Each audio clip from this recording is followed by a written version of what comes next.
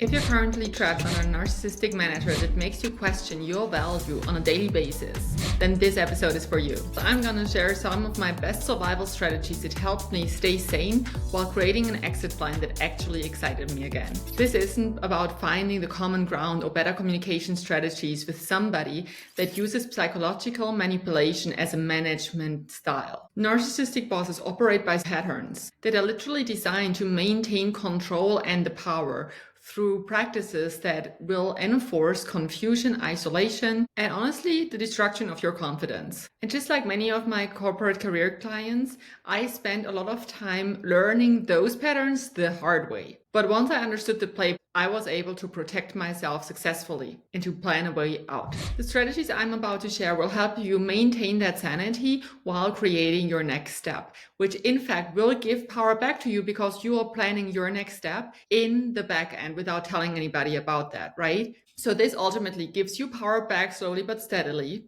and it will make sure that you can maintain your paycheck as long as possible. Because ultimately, if your manager is truly a narcissistic one, then getting away is the only safe option that will maintain mental health in the long term. Hi, my name is Fela Rosa, and welcome to the Corporate Warriors podcast. In the next few minutes, I will guide you through the 6 tactics that narcissistic bosses use to completely destabilize you. So by learning them, you'll be able to recognize them quicker and be able to make a decision for your mental health, for your sanity, and for your long-term career success now. Now let's dive in. Narcissists overall think they're amazing, but not only that, they also need that constant admiration from the outside, which is why even if it's not in the first few weeks, overall, they don't want people around them that oppose threats in different kinds of ways. Since they think they are so amazing and they're truly convinced by it, of course, all successes that their team or somebody that in some way, shape, or form they can control has is their success because they're such a great leader. However, if things go wrong, rest assured that this person will not take the blame for it and will not take the responsibility like a good leader actually would, but it will throw you or anybody else under the bus, specifically the person that they are singling out and that they want to destroy, which yes, it is part of their game. If they really want you out, they will become the masters, like the genius minds behind lose-lose situations where they create scenarios in management that either if you do them or you do not do them, it doesn't matter. You'll be set up for failure because no matter how it goes, this person will shape the narrative so that whatever you're doing is stupid and or just wrong. The wrong decision. How could anybody as stupid as you? That is what will come out of the situation.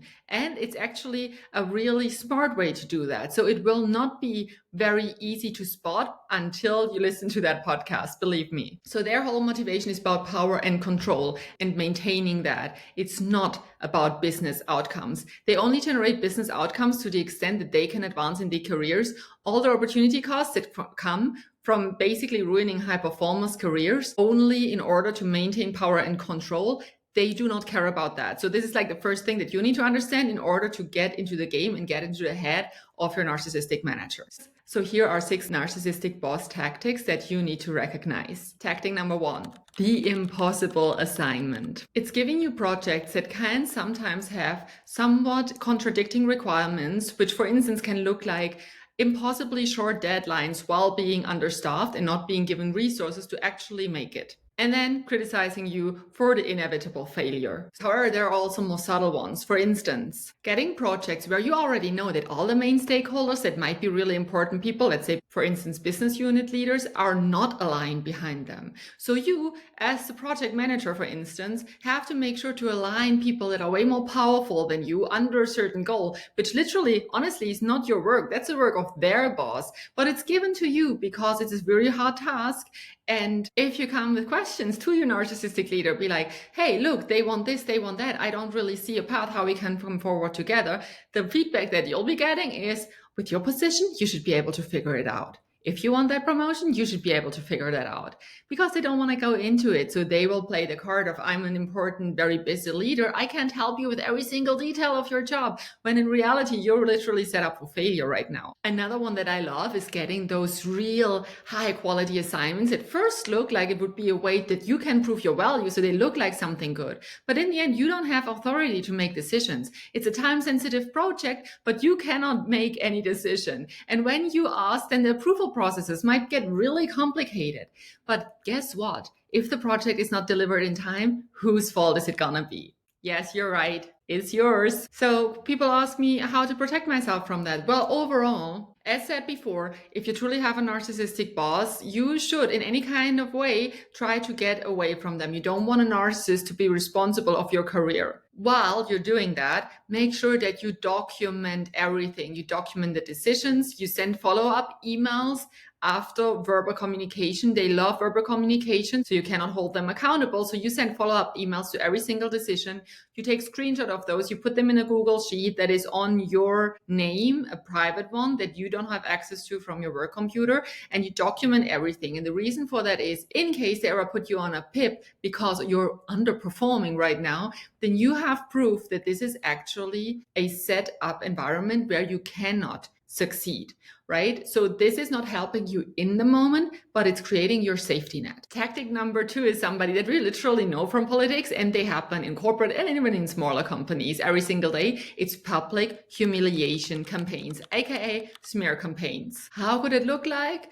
They kind of play down your character and your competence in meetings. If you ever do a mistake, they make sure that in the email with the criticism, they include quite a bunch of important people because they need to know, which really it's just to make you look really bad in front of other people and destroy your reputation, or making examples of how we do not want to do it in team meetings and calling it failure culture. It is not, it is a reputation destruction campaign. So to get even more precise on how that looks like, it means your shortcoming in a specific project is being discussed in the big team meeting so that everybody learns from them. However, if other people do a mistake as well, which does happen because we are all human and humans do mistakes, then it will be discussed in private, because isn't that what good leaders are doing? It's receiving harsh criticism in emails and making sure that there are a lot of people in them. I've seen them many, many times, especially if you are the kind of good-hearted high performer that does not want to throw other people under the bus. That is perfect, right? Because now they can blame you for things, even if they know that somebody else might have messed up. And now it's up to you to decide, do I want to throw this person under the bus and literally make everybody think that I am a horrible person, or do I just take it? Now, that is up to you. But in any case, you cannot win. Again, how to protect yourself. It's not that easy. Again, documentation is your best friend with such a manager, and make sure that you stay always calm. What they want is an emotional reaction from you, and you will not give it to them, okay? The only thing you will never do is get emotional. You're like a rock, which is why it's called gray rock strategies, okay? You're like a rock. If you get harsh criticism in front of a lot of people, you need to make the decision. I don't know what situation is it exactly, but if the criticism can somewhat be contested, make sure that you don't just contest it, you ask specific follow-up questions to make sure that you stay strong in your position, that you were doing the best that you could, because if you're here, you're a high performer, and that's literally what we do. So do not get emotional. If you are, make sure that you have like your boxing punch bag at home, or that you go do some sports and let it all out somewhere, just not in front of your boss and not in the work environment, please, because it's what they want. And once you do, they will label you emotionally fragile, which is just the next thing that helps them put you on some sort of PIP, or make sure that they have like a case against you where they can argue that you are not a good fit for the company. Tactic number 3 is a tactic we all know. It's taking the success that you earn so hard with all the overtime, with like making impossible stuff happen. They're taking the success in meetings that you are not even invited to, and potentially even if you're with them. But believe me, especially in meetings that you're not invited to with higher ups, because believe me, they are so successful because they're such amazing managers. However, if there is blame, then you will be the first one to be thrown under the bus. That's how it goes. You might even be thrown under the bus for failures that are systemic, that are just bad processes, that are just, inability to make decisions in a time-critical project. But it does not matter. It does not matter how hard you work. It doesn't matter if you worked 14 hours yesterday. It will be your fault. This is why you cannot stay. And this is also why documentation is and will always be your best friend while you're still there. Also, while you're working on your documentation, make sure that when you have critical updates about projects that you include a multitude of people, and make sure that you are hyper professional in those emails so that you shape the narrative about the stuff that you're responsible for and not your narcissistic boss. Okay, so that is really, really important. And at the same time, make sure that you also do keep a private record of your accomplishments. It can be the same record because the documentation that you're setting here is not so much a documentation of your boss, which yes, in some way it is, but it's more a story of you, of your career advancement, showing that you've been a high performer all the way throughout your career until you met this narcissistic boss, right? So you shape a whole narrative around that, which means that also all the positive feedback that you're getting needs to be in that documentation, okay? Again, remember, documentation is your best friend. If you take one thing from that podcast, it needs to be this. Tactic number 4, it's the information and relationship isolation. Oh, don't they love that, right? It's excluding you from critical conversations, withholding crucial information, or even discouraging others from working with you. Yes, that happens. How could that look like? Very specifically, it's being left out of planning meetings for projects that you are responsible for. Because, they can just give you the summary, right? But it will impede you from actually giving back crucial information, and it will make your life so much harder. It's also learning from critical colleagues or other departments that usually should be your best friend business-wise to actually have been told to not work with you anymore. Yes, believe me, that shit happens. I am not kidding when I tell you that I or somebody really close to me, yeah, they've experienced that. Really close departments are being told to not collaborate with you anymore. Now it's their decision. Do I want to be the person with the bullseye on my back, or do I just do whatever stupid thing that person just said? And very, very often, if the environment is so toxic that they know this is how it goes, that people have bullseyes on their backs, they will decide to not have their bullseye. They will have reasons for that. And it's not because they're bad people. It's because the system is set up to be toxic. And then it's their decision. Well, do I want even a new job? Will I find a new job? I have a mortgage to pay. I have this. So they will not do it because they are horrible people too, even though very often also they do perhaps tell you in private. But overall, it's because the system, the culture, the whole environment has become toxic at this point, and people are literally afraid to be the next victim. So instead of doing something that might be opposing to that kind of person, they will make sure that they protect themselves first. And it's not their shortcoming, it's your manager's shortcoming. And lastly, as I said, it's being excluded from informal or social gatherings, perhaps even with the good reasoning that you have that important project to manage. So I thought it's better to not invite you, right? But what it is creating is just creating this culture where it's normal that you're not part of the picture. So at some point, your colleagues will not even ask, is XYZ coming? No, because it's normal, right? You're too busy, you can't make it. Whatever it is, they will make sure that you slowly but steadily become the outsider, which will make it so much easier for them, because that way they, again, shape the narrative to make sure you don't speak up and tell anybody anything, especially not after a glass of wine. And they will make sure that the other people kind of feel okay with you not being around, and make them even more afraid to speak up as well, because nobody wants to be isolated. That's literally against our human instincts. So how to protect yourself from that? Number 1, build direct relationship with colleagues. Trusting relationships where they know they can tell you if they get a contradictory information from the manager that will not help you, that they will tell you in private. Even if you don't act upon it in a way that you kind of, expose it and throw them under the bus, it will definitely help you manage the situation. Second, make sure that you document whenever you're excluded from relevant communication and or events, because it does, add up to the general narrative that you're starting to create in your documentation. And lastly, make sure that you also create your own information networks.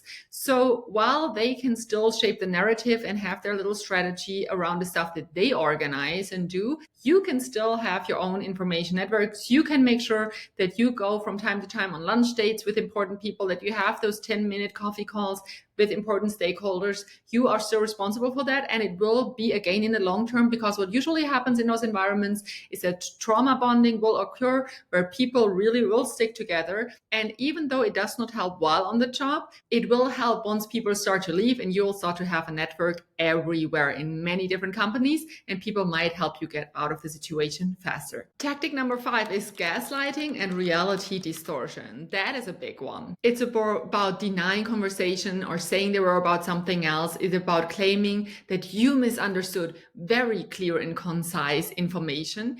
And lastly, rewriting history. Isn't that a nice thing? We can just come up with a new idea of how things went. And that way we justify in front of ourselves, but also in front of our network, that actually their decision makes a lot of sense when they really either leave out critical information or literally reshape history. It is happening all the time. And this can look like being told that you should listen more, you should listen better, you're not a good listener, right? So it's your fault really that you actually remember correctly, but not the way that they want to remember it. So it's your fault. Please listen better and be more attentive.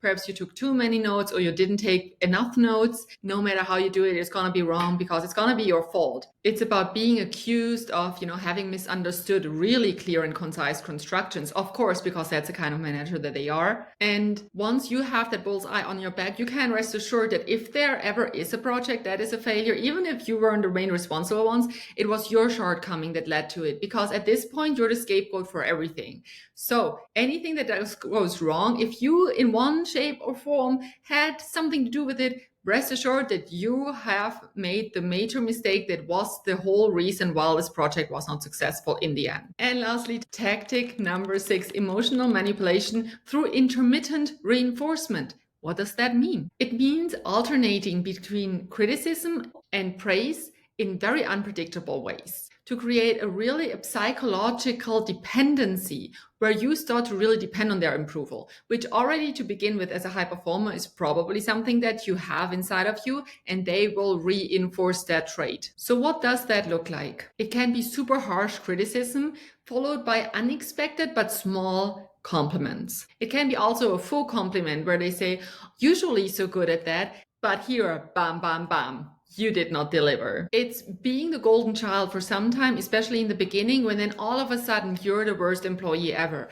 This is also helping them create the case in front of HR, because in the beginning they will speak highly of you, which will make all the other leaders, HR, think that you're a great leader and you have somebody good at hand and you make the best of your employees. When then you change a narrative later and this person has the bullseye on their back, everybody thinks, but this manager really tried to like you. This manager is really humble, and it means that probably you did F up. So it will help their narrative and it will confuse you, because in the beginning you get the praise. So you think this might really work out. You are excited about this new work relationship. You are excited about what's to come. And then once the whiplashes start, it will make you want to go back to that old feeling. So you will start to work harder, try to deliver more, search the mistake within you. And this is exactly how you are part of their little game. So at some point you will receive very mixed messages about your performance. You will not even know if the feedback was positive or negative at some point.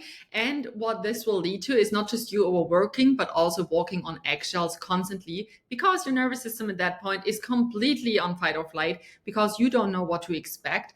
And now you're literally their play ball. Now, how can you protect yourself? First and foremost, never, ever, ever get attached to positive feedback. This in general is the best thing that you can do to stay sane in corporate. You need to make sure that you track your own wins and you are being proud of your work and you are being proud of how you show up, not because somebody else did or did not say that you do good work. It's really about creating the validation and seeking validation from other sources than your manager, so that you create this emotional detachment from your workplace. If that episode was helpful for you, please make sure that you subscribe to the channel and give me a good rating or a thumbs up. I'm glad to see you back next time.